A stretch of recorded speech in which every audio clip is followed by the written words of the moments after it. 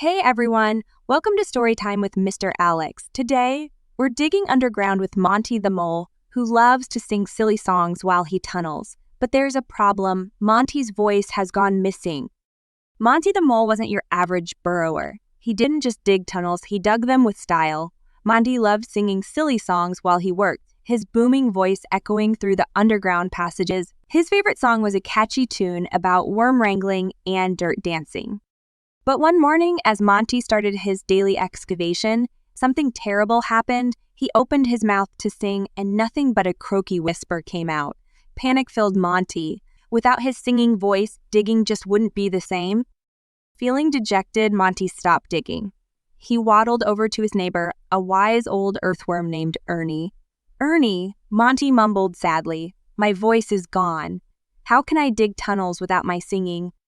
Ernie, wearing a tiny knitted hat, chuckled softly. "Singing may come from your voice, Monty," he said, "but the melody comes from within."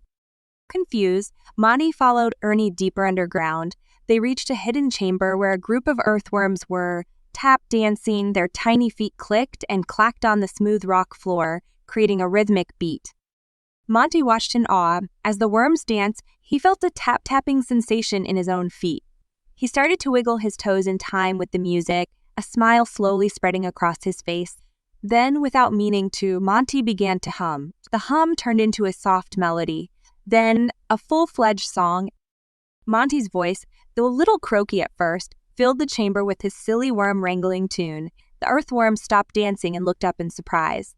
But then, one by one, they started to wiggle their bodies in time with the music. Soon, the entire chamber was filled with singing moles and tap-dancing earthworms, creating a delightful underground symphony. Monty realized that his voice wasn't the only way to create a melody. He could tap his feet, clap his paws, or even just hum along. The joy of music could still fill his tunnels, even without a perfect singing voice. From that day on, Monty continued to dig and sing, his voice a little rougher, but his spirit brighter than ever. He learned that music, like friendship, could be shared in many ways, tapping its way into everyone's hearts, even deep underground.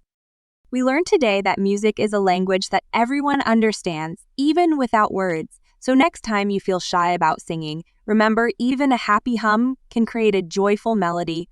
Don't forget to like and subscribe for more musical adventures with Monty and his friends.